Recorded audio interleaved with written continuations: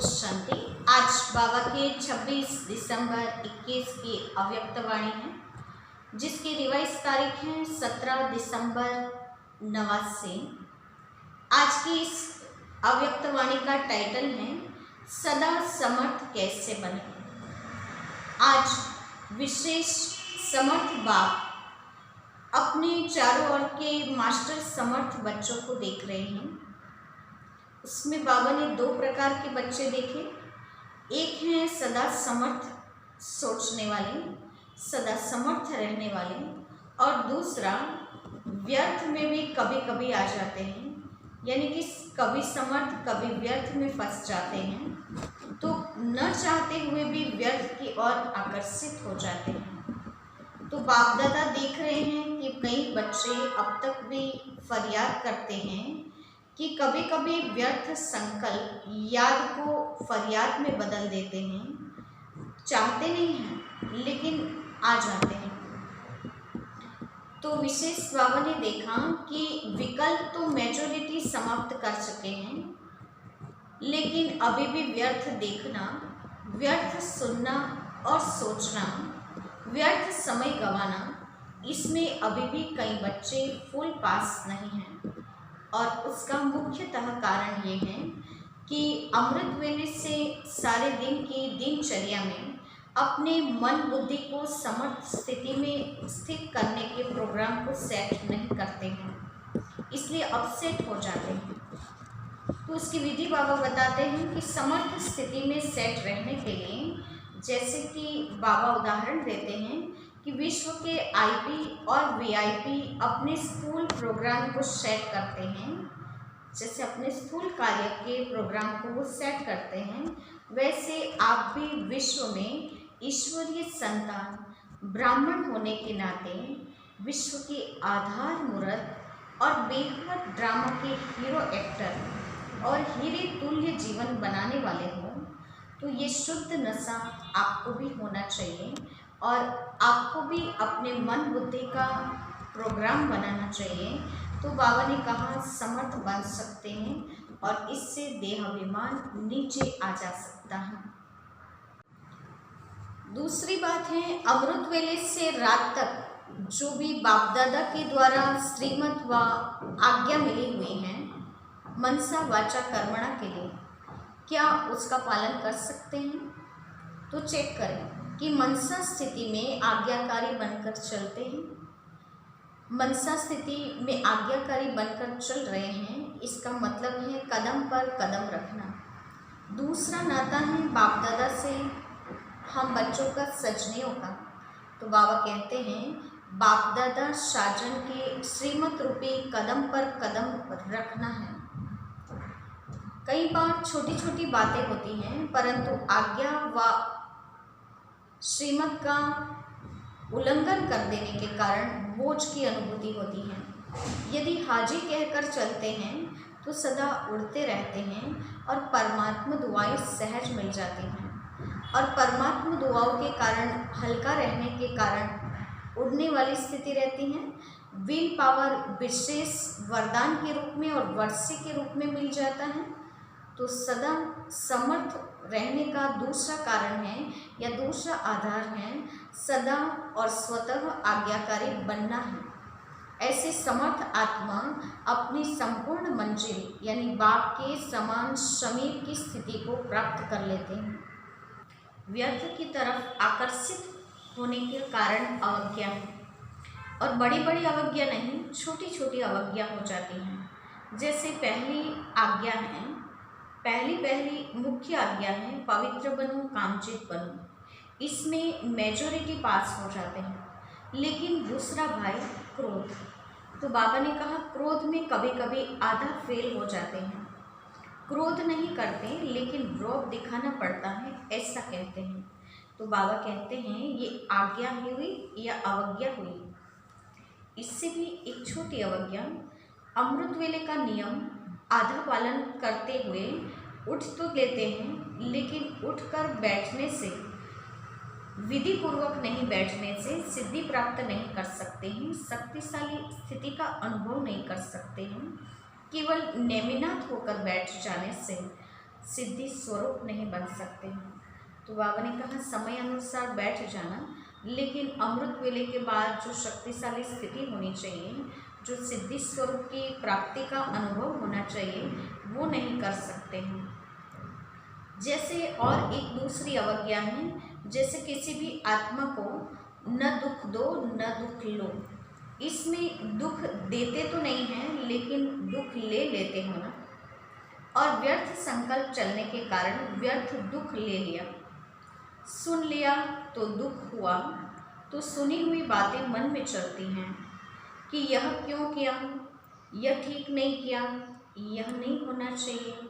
ऐसी ऐसी छोटी छोटी अवज्ञा स्वयं को भारी बना देती हैं, जो उड़ने नहीं देती हैं। जैसे पिछले पाप कर्म आत्मा को उड़ने नहीं देते हैं, वैसे बाबा ने कहा ये छोटी छोटी अवज्ञाएं भी जिस स्थिति का अनुभव करना चाहिए वैसी स्थिति का अनुभव नहीं करने देते हैं, और इस कारण समर्थ स्थिति का अनुभव भी नहीं कर सकते हैं। तो बाबा कहते हैं ये छोटी छोटी अवज्ञा से मुक्त बनो और समर्थ स्थिति का अनुभव करते चलो, और उसके लिए मन बुद्धि को प्रोग्राम दे दो, उसे सेट करो, तो अपसेट नहीं हो सकते हैं। तो अब बाबा के ही शब्द में सुनेंगे कि समर्थ स्थिति को कैसे प्राप्त करें, सदा समर्थ कैसे बने। आज समर्थ बाप अपने चारों ओर के मास्टर समर्थ बच्चों को देख रहे हैं। एक हैं सदा समर्थ और दूसरे हैं कभी समर्थ कभी व्यर्थ की तरफ न चाहते भी आकर्षित हो जाते हैं, क्योंकि जहाँ समर्थ स्थिति है वहाँ व्यर्थ हो ही नहीं सकता, संकल्प भी व्यर्थ नहीं उत्पन्न हो सकता। बाप दादा देख रहे थे कि कई बच्चों की अब तक भी बाप के आगे फरियाद है कि कभी कभी व्यर्थ संकल्प याद को फरियाद में बदल देते हैं। चाहते नहीं हैं लेकिन आ जाते हैं। विकल्पों की स्टेज को तो मेजोरिटी समय तक समाप्त कर लिया है, लेकिन व्यर्थ देखना, व्यर्थ सुनना और सोचना, व्यर्थ समय गंवाना, इसमें फुल पास नहीं है, क्योंकि अमृत वेले से सारे दिन की दिनचर्या में अपने मन बुद्धि को समर्थ स्थिति में स्थित करने का प्रोग्राम सेट नहीं करते, इसलिए अपसेट हो जाते हैं। जैसे स्थूल कार्य के प्रोग्राम को दिनचर्या प्रमाण सेट करते हो ना, ऐसे अपनी मनसा समर्थ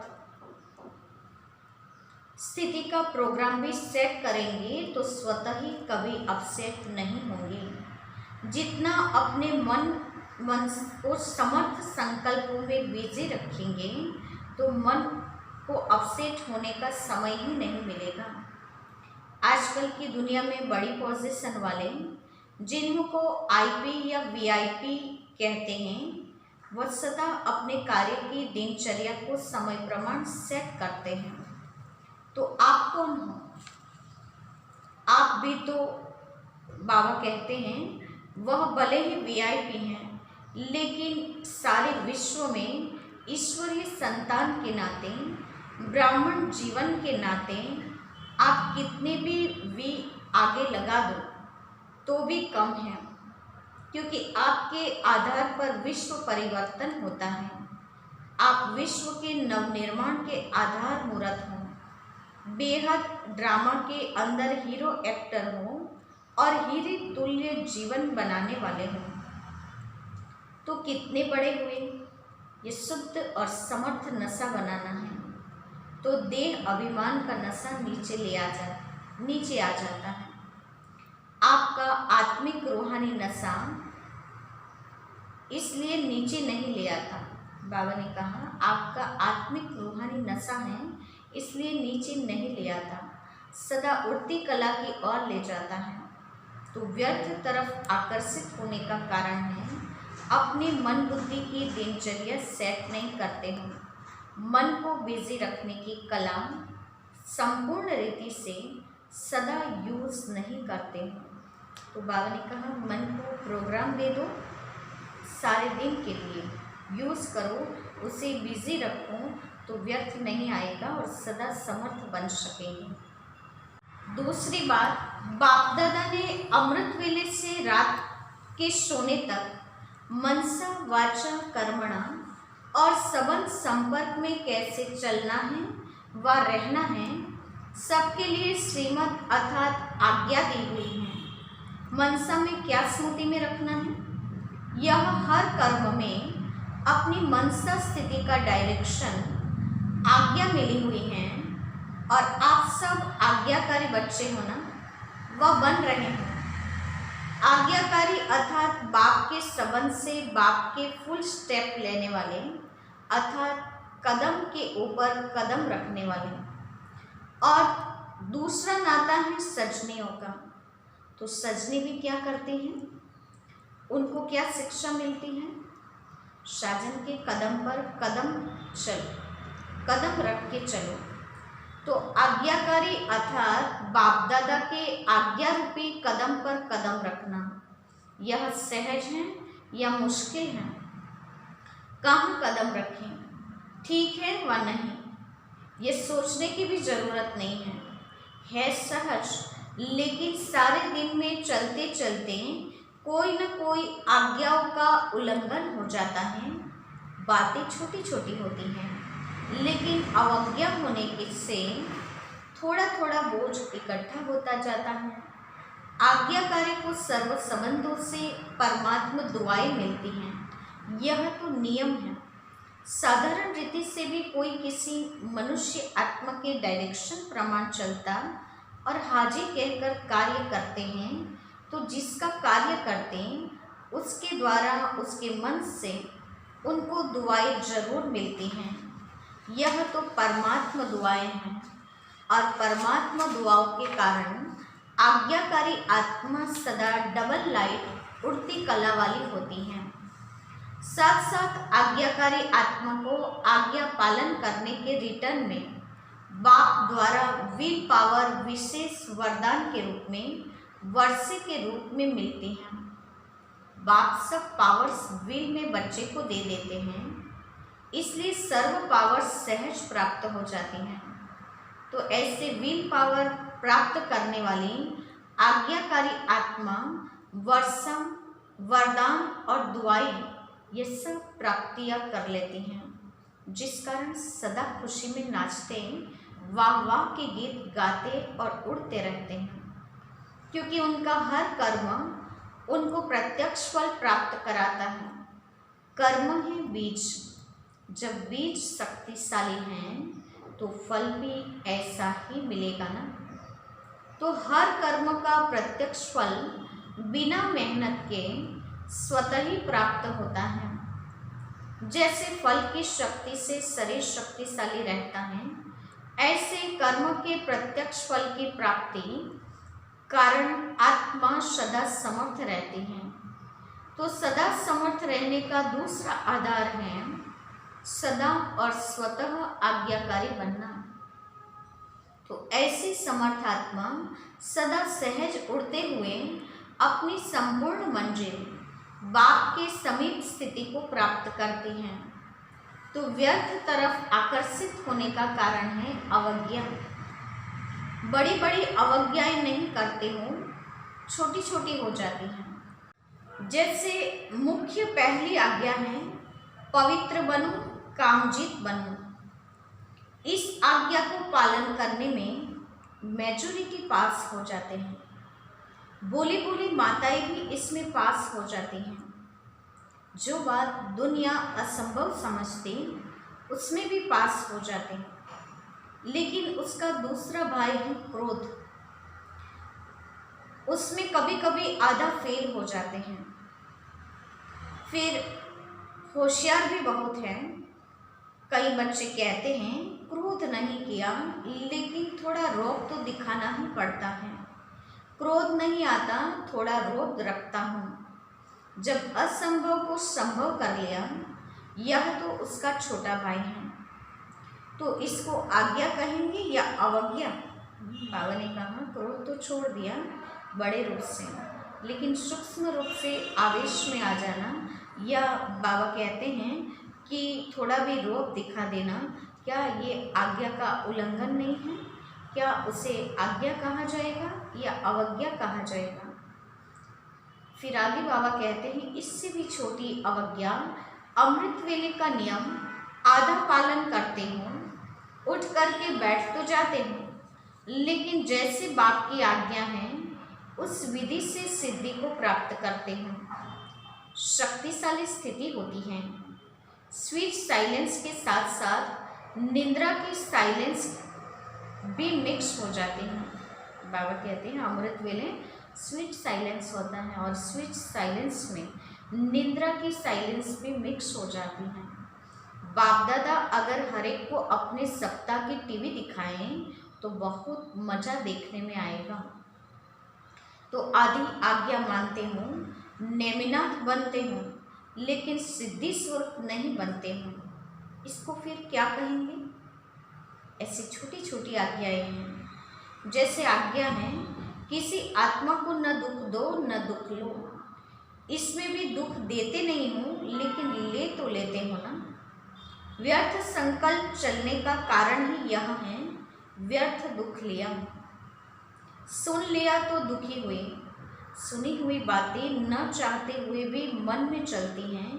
यह क्यों किया, यह क्यों कहा, यह ठीक नहीं कहा, यह नहीं होना चाहिए। ऐसे ऐसे व्यर्थ बातें चलती हैं। तो व्यर्थ सुनने देखने की आदत मन को 63 जन्मों से है, इसलिए अभी भी उस तरफ आकर्षित हो जाते हैं। बाबा ने कहा न चाहते हुए भी मन बुद्धि ऐसी व्यर्थ की बातों की तरफ चली जाती हैं, क्योंकि आत्मा को 63 जन्मों का व्यर्थ का अभ्यास हो चुका है। छोटी छोटी अवज्ञाएं मन को भारी बना देती हैं और भारी होने के कारण ऊंची स्थिति की तरफ उड़ नहीं सकते। तो यह बहुत गुह्य गति है। जैसे पिछले जन्मों के पाप कर्म बोझ के कारण आत्मा को उड़ने नहीं देते, ऐसे इस जन्म की छोटी छोटी अवज्ञाओं का बोझ जैसी स्थिति चाहते हो वैसे अनुभव करने नहीं देता है। ब्राह्मणों की चाल बहुत अच्छी है। बाप दादा पूछते हैं कैसे हैं, तो सभी कहेंगे बहुत अच्छे हैं, ठीक है। फिर जब पूछते हैं कि जैसी स्थिति होनी चाहिए वैसे हैं, तो चुप हो जाते हैं। इस कारण यह अवज्ञाओं का बोझ सदा समर्थ बनने नहीं देता। तो आज यही स्लोगन याद रखना, न व्यर्थ सोचो न व्यर्थ देखो, न व्यर्थ सुनो न व्यर्थ बोलो, न व्यर्थ कर्म में समय गवाओ। आप बुराई से तो पार हो गए, अब ऐसी आज्ञाकारी चरित्र का चित्र बनाओ। इसको कहते हैं सदा समर्थ आत्मा। तो अच्छा, सभी टीचर्स आर्टिस्ट होना, चित्र बनाना आता है, अपना श्रेष्ठ चरित्र का चित्र बनाना आता है ना। तो बड़े से बड़े चित्रकार वही हैं जो हर कदम में चरित्र का चित्र बनाते रहते हैं। इसी चरित्र का चित्र बनाने कारण ही आपके जड़ चित्र आधा कल्प चलते हैं। तो टीचर्स अर्थात बड़े से बड़ा चित्रकार अपना भी चित्र बनाते और अन्य आत्माओं को भी चित्रकार बना देते हैं।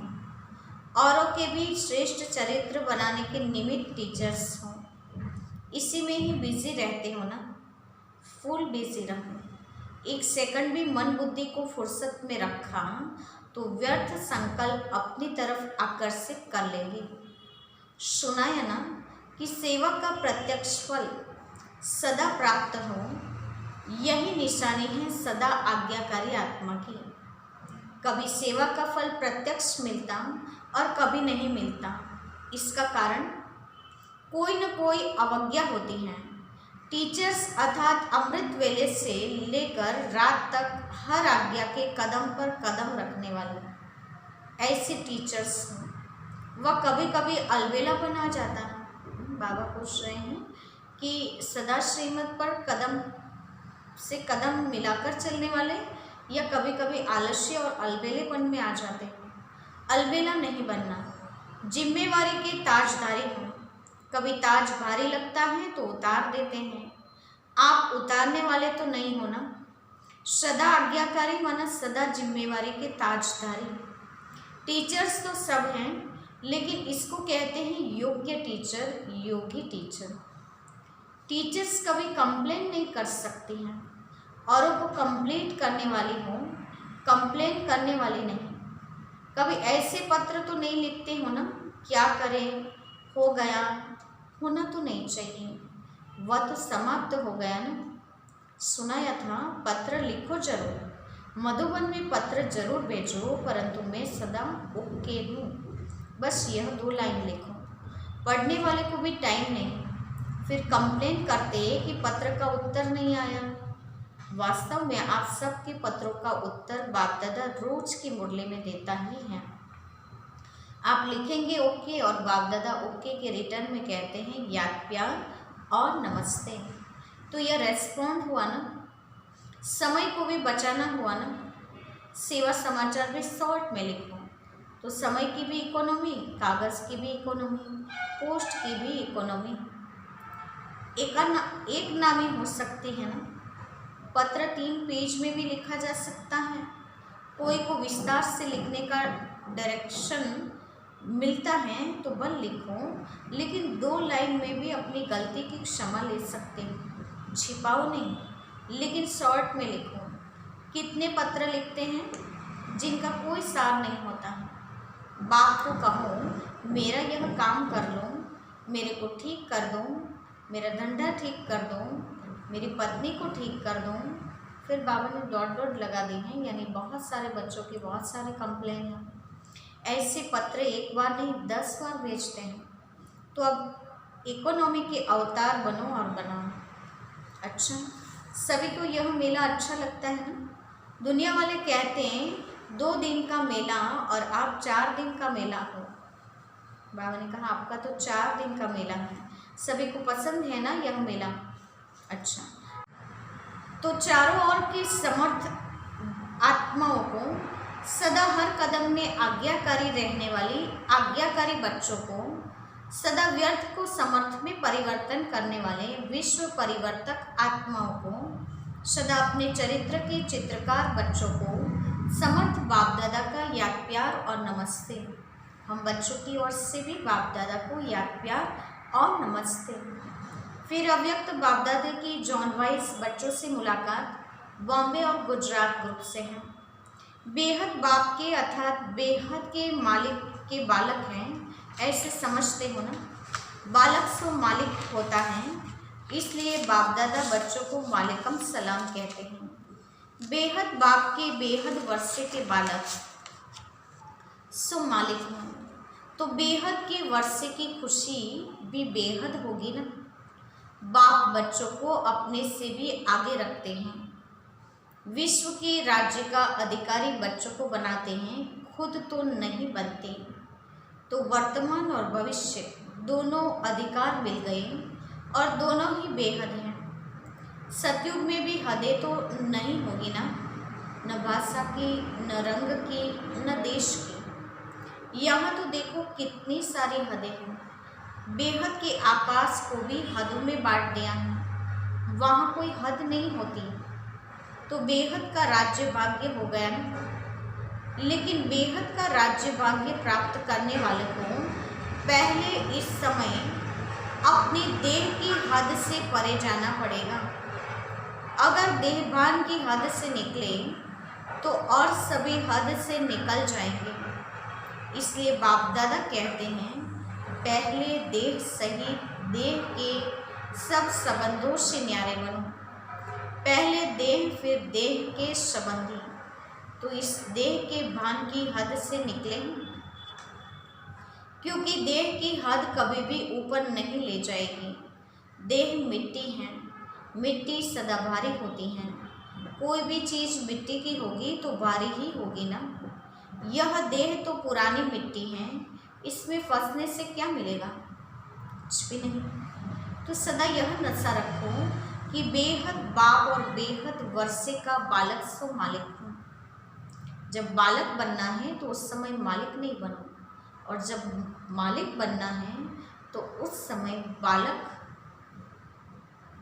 नहीं बनो। जब कोई राय देनी है तो प्लान सोचना है, कुछ कार्य करना है तो मालिक होकर करूं, लेकिन जब मेजॉरिटी द्वारा या निमित्त बनी आत्माओं द्वारा कोई भी बात फाइनल हो जाती है तो उस समय आप बालक बन जाओ, उस समय मालिक नहीं बनो। मेरा ही विचार ठीक है, मेरा ही प्लान ठीक है, नहीं, उस समय मालिक नहीं बनो। किस समय राय बहादुर बनना है और किस समय राय मानने वाला बनना है, जिसको यह तरीका आ जाता है वह कभी नीचे ऊपर नहीं होता, वह पुरुषार्थ और सेवा में सफल रहता है, अपने को मोल्ड कर सकता है, अपने को झुका सकता है। झुकने वाले को सदैव ही सेवा का फल मिलता है और अपने अभिमान में रहने वाले को सेवा का फल नहीं मिलता है। तो सफलता की विधि है बालक से मालिक, समय पर बालक बनना और समय पर मालिक बनना, यह विधि आती है। अगर छोटी सी बात को बालक के समय मालिक बनकर सिद्ध करेंगे तो मेहनत ज़्यादा और फल कम मिलेगा, और जो विधि को जानते हैं समय प्रमाण उसको मेहनत कम और फल ज़्यादा मिलता है। वह सदा मुस्कुराता रहेगा, स्वयं भी खुश रहेगा और दूसरों को देख कर के भी खुश होगा। सिर्फ मैं बड़ा खुश रहता हूँ यह नहीं, लेकिन खुश करना भी है, खुश रहना भी है, तब राजा बनेंगे। अपने को मोल्ड करेंगे तो गोल्डन एज का अधिकार जरूर मिलेगा। अच्छा, तो बाबा ने कहा कि बालक बनना है वहाँ मालिक नहीं बनना, जहाँ मालिक बनना है वहाँ बालक नहीं बनना है।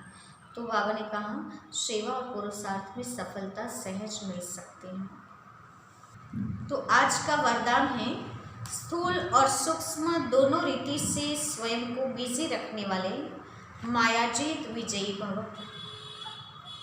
स्थूल और सूक्ष्म दोनों रीति से स्वयं को बिजी रखने वाले मायाजीत विजयी भव।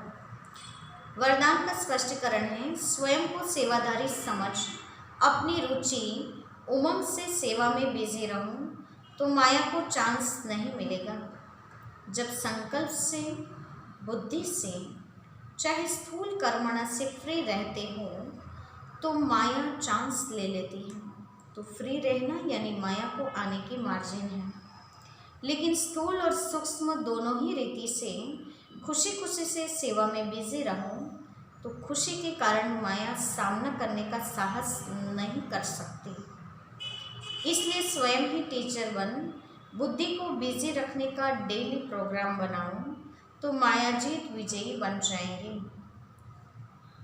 तो बाबा कहते हैं किसी भी रीति से सेवा में बिजी रहेंगे, चाहे संकल्प से, बुद्धि से या स्थूल कर्मणा में, तो बिजी रहने से माया नहीं आ सकती है और माया आने का चांस नहीं ले सकती है। और माया नहीं आती है तो बाबा ने कहा सहज मायाजीत विजयी बन सकते हैं। स्लोगन है निश्चय और फलक से कहो बाबा मेरे साथ हैं तो माया समीप नहीं आ सकती है। बाबा ने कहा निश्चय और फलक से कहो बाबा मेरे साथ हैं तो माया समीप नहीं आ सकती है। फलक यानी नशे से कहो, मजबूरी से नहीं कहना है, लेकिन फलक से कहना है कि बाबा मेरे साथ हैं तो माया से हम सहज दूर रह सकते हैं। अच्छा, ओम शांति।